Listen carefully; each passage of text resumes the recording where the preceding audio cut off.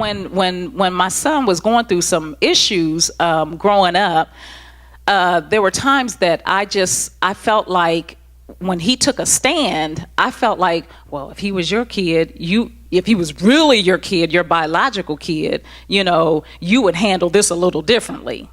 That thought will come in your mind. It really will. It will come in your mind. But God, I'm telling you, supernaturally, it's such a blessing. I think about, I even get teary-eyed now, but God, he knew that there was a man that would accept my child just like I would, like as if he birthed the child.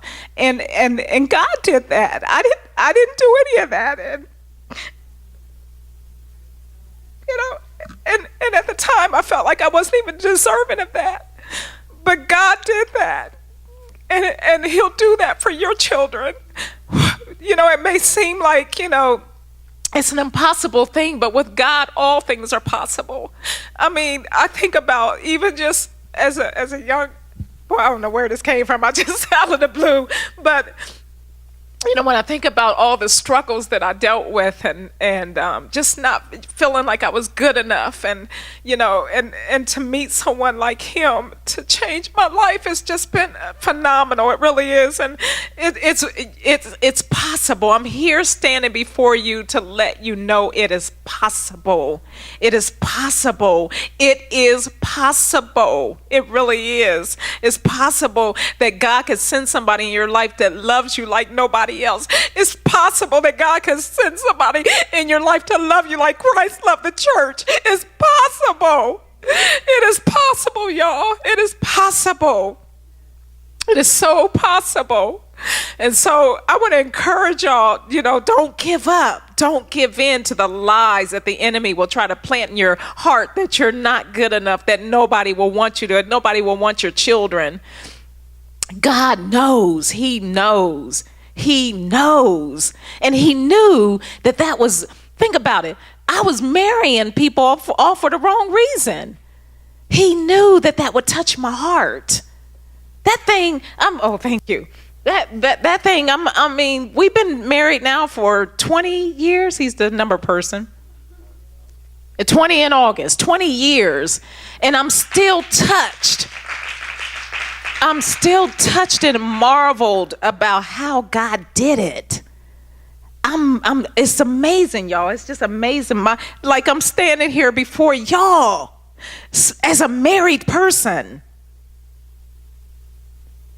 20 something years ago, I wouldn't even think that this is even possible. But with God, all things are possible. So, say, with God, all things are possible.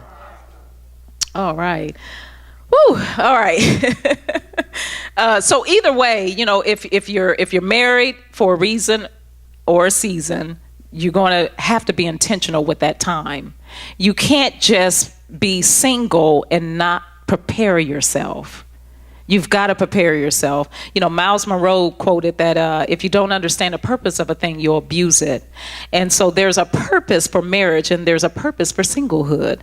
Now, let's talk about a little bit about the purpose for marriage. Number one is to fulfill the purpose God gave to the couple. God will put you together for a reason and a purpose, and most of the time, oftentimes, and probably all the time, it's not going to be dividing.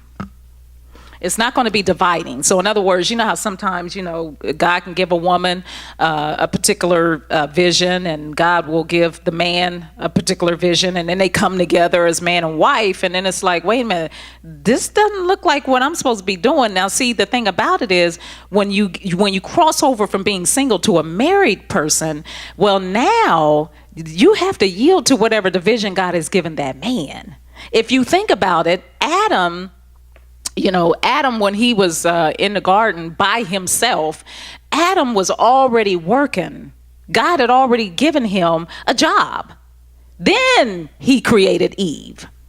So, and it's not to say that, the woman, let's say for whatever reason, God used the woman to expose or to bring about the vision for what that purpose in that marriage is supposed to be. So in other words, some women may be in a position where, God had downloaded in her what it is that the man's supposed to be, but because the man don't really know what he's supposed to be. You know what I'm saying? So she's a helper suitable for him. And so God will use her to help direct him, and it will bear witness to him. So it's not something that she's purposely trying to make him do or anything like that, but she'll be able to draw out that which is already in him. Does it make sense? All right. The wife is designed to husband. Let's go to Genesis 2:18. Okay. And the Lord God said, "It is not good that the man should be alone. I will make him a help suitable for him." The other thing is production. So let's go to Genesis 1:22. And God blessed them in saying, "Be fruitful and multiply, and fill the waters of the seas, and let them the fowls or multiply in the earth." Verse 26. And God said, "Let us make man in our image, after our likeness, and let them be or have dominion over the fish of the sea, and over the fowl of the air, and over the cattle, and over all the earth, and over every creeping thing that creepeth upon the earth." So God created man in his own image, and in the image of God created he him, male and female. And God blessed him, verse 28 says, and God blessed them, and God said to them, "Be fruitful and multiply." Now, in order to be fruitful and multiply, or to multiply, you're going to have to do something. I mean, y'all know what he's talking about here. Going to get busy. So, and it's, God used that. God is, he's so awesome, because he created sex actually to be a pleasure, but also to facilitate oneness. That's why these soul ties that we be getting into becomes a soul tie, because we actually facilitated something to create oneness with the person. So that's why it's very difficult to actually get past that. Because when he moves on, a part of you is inside him. So God did that for, really, his whole intent was not for us to, just give it away. We should not be giving it away. Don't you, if you think, I know the comedian said the thing, I give myself away, because that's exactly what I was doing. I give myself away. I give myself away, so you can use me. And they were using me like you wouldn't believe. My life is not my own. To you I belong. Really, that song, I think they made it for me when I was coming up, because I'm telling you, I was that song. Lord have mercy. Anyway, the third thing that God, the reason why he created marriage is to help shape us into the image of Christ. And we talked about that a little earlier, and how God uses actually relationships to develop us into godly men and women. Let's talk a little bit about singles. Some of you are single and don't want to be. You long to be married, but it just hasn't happened yet. Some may be perfectly fine being single, and may have a desire to be married. Some are single, again, after going through a painful divorce, which that was myself. Some singles are selfish and do not want to share what they have, or what they, just basically they want it their way or the highway. But selfishness actually keeps you single. I don't know if you know that, but selfishness can keep you single. And then the other thing is fear of commitment. Some are actually looking at other marriages and won't even try because they're afraid. Man, that same thing could happen to, me, what happened to my mother. So, the purpose for being single is to serve God undistracted by a husband or a wife. You have more uninterrupted time with God. I know it sounds like, oh, this is boring. But to be honest with you, for what you want, it will be worth it. I think about really probably the 2-3 years that we missed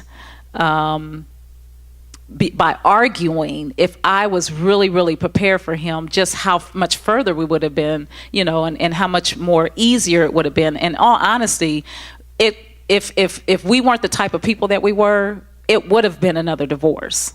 It could have easily been another divorce. But the thing about it is, there was a love in my heart for God. I mean, a love that even when I was doing wrong, there was a part of me that just wanted to do right. So I gave it to God and I said, well, Lord, if you desire for me to be right, I need you to help me with this, because there's obviously some things I can't change. But because I love God with all my heart and he loved God with all his heart, we had to be right by God, not necessarily with each other. I knew that divorce was really wrong in God's eyes. And even the reason why I stayed in that marriage longer, the first marriage, longer than what I did, was because I knew it would break the heart of God. And so I stayed in it, and for years, this guy, he ended up on crack, and I stayed, but I didn't have evidence that he fooled around. So it was like, Lord, I need some help. And so finally he released me to go ahead and do it. And so I'm so thankful, I'm just so thankful that he and I really love the Lord, because I'm telling you, when you are focused to love God, then you will make sure that even when you do something that's wrong in your marriage, you're going to make sure you go to God. Oh, I got to tell y'all what he told me to tell y'all. My God. I only got a few minutes here, but he told me to tell y'all some things here.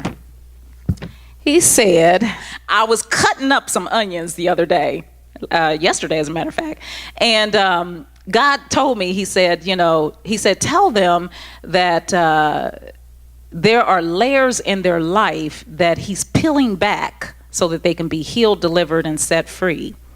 And then this is what he told me about a week ago to tell y'all. He says, a lot of you are crying out for relief by praying for a husband or wife, but I want to give you relief. I want you to learn to trust me first, your first love. I know what or who is best for you. My intention is always to please you, saith the Lord.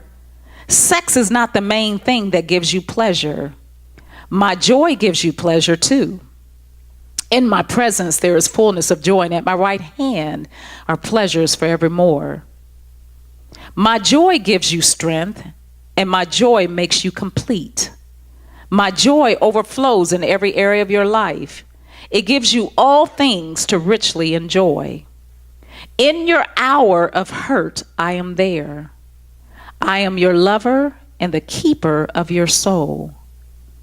Being married requires faith and patience, but it has to be in me first, not in the mate that I'm sending you. Faith is needed for you to believe he or she can change and grow into godly men and women. They are not and will not be perfect. Faith to believe that they have what it takes, and you have what it takes to be married. You need patience to stand still until it all happens. Patience to not get weary in well-doing, because you will reap if you faint not. Patience to allow its perfect work so you will lack not one thing. Patience to perform a good work in you and your mate I am sending you, saith the Lord. Hold on, my daughter. Hold on, my son. I have not forgotten your desires. I want what you want, but I want you to be completely satisfied.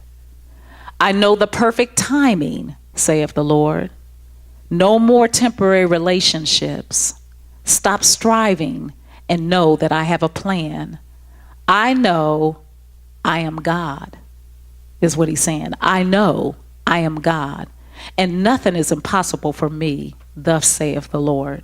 I think my time is up, and